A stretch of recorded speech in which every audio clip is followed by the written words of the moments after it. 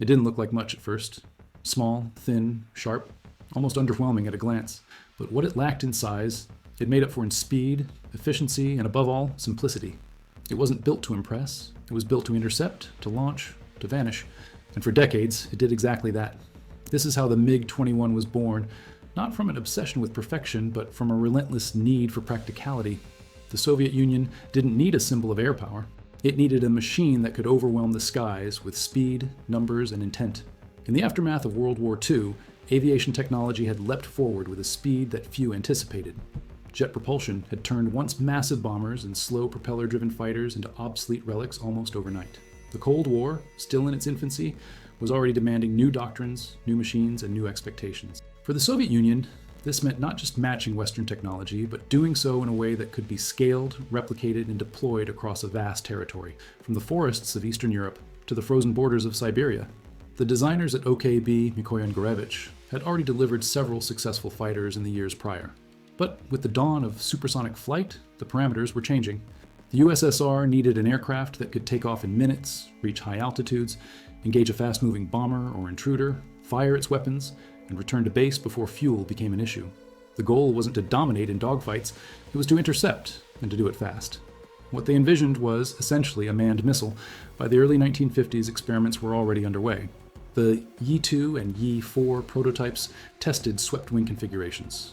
But the real breakthrough came when engineers returned to an idea that had always promised something radical: the delta wing. Simple, strong, and perfect for supersonic speeds, it sacrificed maneuverability at low altitudes in exchange for excellent performance at high speed and altitude. And crucially, it could be produced with minimal complexity. The result was a sleek, arrowhead-like silhouette that would soon become one of the most recognizable aircraft profiles in history. In 1956, the MiG-21 took to the skies for the first time. What followed was a series of adjustments, tests, and refinements. But the concept was solid. A single-engine, supersonic interceptor with a nose intake, a bubble canopy, and wings so thin they appeared to slice through the air. By 1959, the aircraft entered official service with the Soviet Air Forces, and a new era of aerial doctrine began. The MiG-21 wasn't designed to win through superior avionics or pilot comfort. It was designed to launch from short, rough runways, climb quickly, close distance, and release missiles at close to Mach 2, then turn back before the pilot ran out of fuel. And that last detail, fuel, wasn't an oversight. It was a calculated risk. The aircraft's short range wasn't a weakness in Soviet doctrine, it was part of the plan. With vast radar and ground control networks in place, the MiG-21 didn't need to loiter or patrol. Its pilots would receive a vector from ground controllers, intercept the incoming threat, and return. There was no dogfight fantasy, no extended pursuit, just efficiency.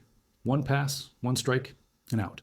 In that sense, the aircraft wasn't so much a fighter as it was an extension of Soviet Air Defense Command. The cockpit was cramped, the visibility average, and the workload high. But again, the Soviet approach was different. Pilots weren't expected to fly by instinct or initiative. They were part of a system, trained for specific procedures, specific responses. The MiG-21 became the blade in a much larger machine.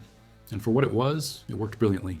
It was fast, it was responsive at high speeds, and could be built quickly and cheaply, essential for a nation preparing for a conflict that might never come, but could arrive at any moment. By the early 1960s, mass production was underway. Assembly lines in the Soviet Union turned out MiG-21s in staggering numbers.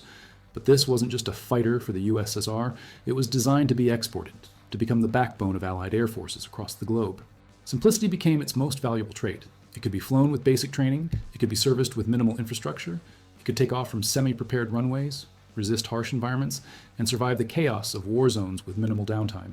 This scalability made the MiG-21 a global phenomenon. But it also gave birth to a question: could something so focused on minimalism survive in the evolving world of air combat? Could a missile with a pilot really compete with multi-role fighters that carried more sensors, more weapons, and more endurance? That answer would come soon, in Vietnam, in the Middle East, and in countless air wars where the MiG-21 would prove time and again that speed, numbers, and surprise could still turn the tide of the skies.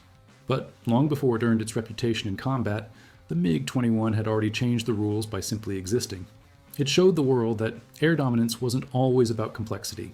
Sometimes it was about cutting through the noise and building the fastest, sharpest tool for the job, and the world was about to see just how sharp that tool could become. The MiG-21 wasn't just fast, it was purpose-built to be fast in the most unforgiving conditions imaginable. And to understand why it worked so well, you need to look at the details. The sharp lines, the engine placement, the radical delta wing, all of it had one job: get this aircraft to the target before the target ever saw it coming. Let's start with the wing. The delta shape, a triangle blended smoothly into the fuselage, allowed the MiG-21 to reach supersonic speeds with fewer moving parts. There were no complex flaps or swing wing mechanisms, just pure geometry. This configuration minimized drag at high speeds, especially in transonic and supersonic flight, while offering structural strength and ease of manufacturing. The trade-off, however, was poor low-speed performance. The aircraft was not forgiving during takeoff or landing, and required skilled handling at lower altitudes. But again, this was by design. It wasn't built to patrol cities or loiter above battlefields. It was built to launch, accelerate, and strike. At the heart of the MiG-21 was its engine, initially the Tumansky R11F300, later upgraded in multiple variants. This turbojet was simple, rugged, and reliable, producing enough thrust to push the aircraft past Mach 2 under ideal conditions. Its afterburner was basic by Western standards, but it worked. What mattered was acceleration. The MiG-21 could go from idle to full power in seconds, launch from short runways, and climb quickly to intercept altitude. In combat, this engine gave pilots the ability to make high-speed passes, break away, and return to base, all before the enemy even processed what had just happened. One of the most important features was the nose intake. Unlike modern fighters with side intakes and radar domes, the MiG-21 housed its intake directly in the nose cone. Inside that cone sat a shot cone that adjusted with airspeed, allowing for supersonic airflow regulation into the engine.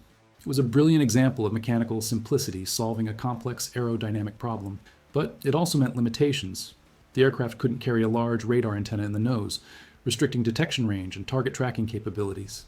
In later versions, engineers stretched the cone to house improved radars like the RP-22, but these were still relatively basic. This reliance on ground control defined how the MiG-21 operated. In Soviet doctrine, radar installations on the ground would detect and track enemy aircraft, then guide the MiG-21 pilot via radio. The pilot didn't need to scan the skies or make complex tactical decisions. His job was to fly fast, follow instructions, lock on, and fire.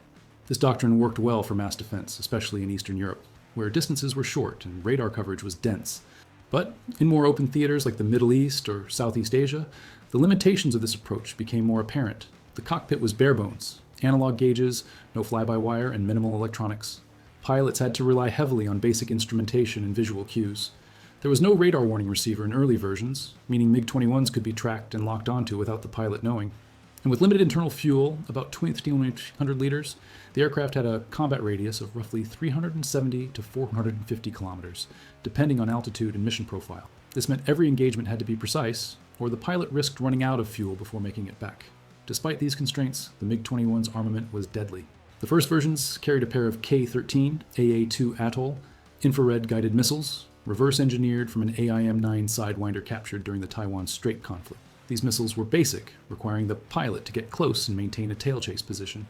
But once launched, they were fast and lethal.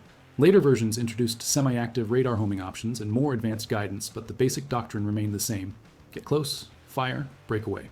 The aircraft also carried a single-barrel GSH-23L 23mm cannon with 200 rounds. This gave pilots an effective close-range option when missiles weren't practical. But the cannon was mounted under the fuselage in a pod, not integrated into the airframe, which slightly affected drag and accuracy. Still, it was a necessary compromise for a jet designed to be as streamlined as possible. What truly made the MiG-21 dangerous wasn't just its speed or missiles, it was its presence. It could be deployed in massive numbers, operate from remote bases, and required minimal maintenance. Ground crews could turn it around in minutes, reload, refuel, and launch again. And since the aircraft shared many components with other Soviet platforms, spare parts were cheap and abundant. These traits made it ideal for export. Countries that couldn't afford large, sophisticated air forces could suddenly field dozens of supersonic jets with minimal infrastructure. That alone shifted the balance in regions like the Middle East, Africa, and South Asia. But it also meant that performance varied wildly depending on the training, upgrades, and maintenance standards of each air force. Even with its simplicity, the MiG-21's flight profile wasn't easy to master. It could stall easily at low speeds, had limited visibility from the cockpit, and offered no real-time feedback on threats. Yet, pilots who understood its strengths, speed, climb rate, and first strike capability could make it lethal. It wasn't a forgiving aircraft, but it was honest. Push it the right way, and it responded immediately. Push it wrong, and it punished hard. The next chapter in the MiG-21 story wouldn't be written in design bureaus or test fields. It would be written in combat zones across the globe. Vietnam, Egypt, India, Syria, each would use the aircraft differently. Some would refine its tactics. Others would modernize it. A few would even face it head-on in dogfights that defined generations of pilots. Because the real question wasn't how fast it flew, but what happened when it met its match. The MiG-21 was never just a Soviet jet. From the very beginning, it was designed to travel, to be flown not only in Moscow or Minsk, but in Hanoi, Cairo, New Delhi, and dozens of other airspaces scattered across the world. And it did, in numbers no fighter jet before or since has matched. What began as a fast, cheap, and reliable interceptor quickly became the most exported supersonic aircraft in history. It was built not just to serve the Soviet Union, but to embody a doctrine that could be applied and adapted by any allied country willing to embrace its minimalism and master its quirks. By the mid-1960s, Soviet officials realized that the MiG-21's true strength wasn't only in its performance, it was in its scalability. With production costs far lower than contemporary Western fighters, and a supply chain already optimized across multiple Warsaw Pact countries, the MiG-21 became the centerpiece of Soviet military aid and arms diplomacy. Over the next 2 decades, more than 60 nations would receive the jet in one form or another, making it the single most widespread combat aircraft of the Cold War. But the story of the MiG-21 abroad isn't just about quantity, it's about transformation. Because as soon as the aircraft left Soviet hands, it began to evolve. Nations receiving it had different needs, different enemies, different terrain, and very different ideas about what a fighter jet should be. Take India, for example. In the 1960s, India not only purchased MiG-21s, but acquired a full license to produce them domestically. Hindustan Aeronautics Limited, HOL, would go on to manufacture over 600 MiG-21s in multiple variants, giving India a homegrown supersonic capability. The MiG-21FL, later the MiG-21BIs and MiG-21M, formed the backbone of the Indian Air Force for decades. These aircraft were adapted with new avionics, better radar, and upgraded engines, often combined with tactics tailored to regional conflicts, particularly in wars against Pakistan in 1965 and 1971. In China, the MiG-21 gave birth to a parallel dynasty. After receiving the design through Soviet channels, Chinese engineers developed their own interpretation, the Chengdu J-7. Though initially a direct clone, the J-7 would take on a life of its own, incorporating different cockpit layouts, avionics, and even export-specific configurations designed for African and Middle Eastern operators. The J-7 remained in production well into the 21st century, long after the MiG-21 had ceased rolling off Soviet lines. It became a symbol of adaptability, a platform that could be shaped and reshaped to fit a constantly changing world. Other countries took different routes. Romania, for instance, opted to modernize its fleet in the 1990s through a joint program with Israel, producing the MiG-21 Lance R, a hybrid platform combining the old Soviet airframe with new Western avionics, including radar, helmet-mounted sights, and compatibility with NATO weaponry. These upgrades transformed an aging interceptor into a viable multi-role fighter capable of surviving in modern combat scenarios. In Africa, the MiG-21 became a symbol of revolution and resistance. Nations like Angola, Mozambique, and Uganda received the aircraft as part of Soviet support packages, often operating them in harsh, remote environments with minimal infrastructure. Despite the challenges, these aircraft proved resilient, capable of operating from rough airfields, enduring supply shortages, and flying in climates that would ground more sensitive jets. But mass export came with consequences. Not all nations had the same training standards, maintenance capabilities, or strategic doctrine. As a result, the effectiveness of MiG-21 units varied wildly. In well-trained air forces with strong infrastructure, like those of India, Vietnam, or Egypt, the aircraft performed with impressive results. But in poorly managed or underfunded militaries, the MiG-21 became more of a symbol than a weapon, an aircraft that looked fast and dangerous but couldn't deliver on its potential. And then came the variants. Over 15 major models were developed during the aircraft's production life, each refining or repurposing the jet for new roles. The MiG-21F was the original basic interceptor. The MiG-21PF introduced radar guidance and better missile integration. The MiG-21MF and MiG-21BIs pushed the limits of the airframe, incorporating more powerful engines, improved avionics, and additional weapons hardpoints. Each version reflected lessons learned not in test labs, but in combat, where shortcomings had to be addressed quickly and decisively. Even within the same model designation, differences could be dramatic. Export versions were often delivered with downgraded radar, simplified avionics, or restricted weapon compatibility to prevent reverse engineering or unauthorized use. Some nations modified their aircraft independently, adding local systems, upgrading weapon racks, or experimenting with paint and camouflage schemes suited to desert, jungle, or mountainous operations. In total, more than 11,000 MiG-21s were built, not including the thousands of J-7s produced in China. It's a number no other supersonic jet has approached. And behind each airframe is a different story, a different war, a different doctrine, a different kind of pilot. Some MiG-21s fought in hot wars, firing real missiles at real targets. Others spent decades in underground shelters waiting for a conflict that never came. But even in peacetime, the MiG-21 had an effect. Its sheer presence forced adversaries to adapt. NATO air forces had to train for engagements with a high-speed, low-visibility interceptor that didn't behave like Western jets. Combat exercises shifted to account for the possibility of massed MiG-21 attacks, and even simulation software used by Western militaries included MiG-21 profiles to help pilots learn its tactics, strengths, and weaknesses. And then there were the accidents, the flip side of operating a high-speed, unforgiving platform with minimal automation. Across the globe, MiG-21s were lost to mechanical failures, poor weather, or pilot error. The aircraft had no advanced flight control systems, no modern safety features. Flying it was often described as riding a rocket with wings. And yet, despite the risks, thousands of pilots trusted it with their lives. The MiG-21 wasn't elegant, but it worked. It wasn't comfortable, but it delivered. And in a world where fast decisions often matter more than perfection, that made it valuable. But its real test wasn't just in how many countries adopted it or how many units were built. Its true legacy would be forged in the heat of battle against American Phantoms, Israeli Mirages, and Pakistani F-86. Because only in combat could the MiG-21 prove whether its philosophy of simplicity and speed could truly stand against the high-tech giants of the West. And what happened next would redefine the way the world looked at air power. The MiG-21 entered combat not with a whisper, but with a boom. Its supersonic profile slicing into conflicts that would come to define the late 20th century. If the aircraft's design was shaped in Soviet wind tunnels, its reputation was forged in the skies above Asia and the Middle East. Here, in real-world battle, where radar signatures met human reflexes and doctrine met chaos, the MiG-21 proved not just what it could do, but what it couldn't, and both mattered. Its first true baptism by fire came in Vietnam. By the mid-1960s, the North Vietnamese Air Force had received multiple batches of MiG-21s from the Soviet Union. Against the technologically superior F-4 Phantom II of the United States, the MiG-21 shouldn't have stood a chance on paper. The F-4 had radar-guided missiles, powerful engines, and advanced avionics. But the MiG-21 had one thing American pilots feared: speed in close quarters. Vietnamese pilots mastered the art of surprise. Guided by ground control, they launched quickly, approached at high altitude, and used the MiG's incredible acceleration to make hit-and-run attacks. They avoided prolonged dogfights, focusing instead on striking hard and escaping into cloud cover or mountainous terrain. The Phantom, with its bulky frame and lack of an internal cannon in early variants, struggled to respond in close engagements. The results were sobering for the U.S. By 1967, the kill ratio had dropped dramatically.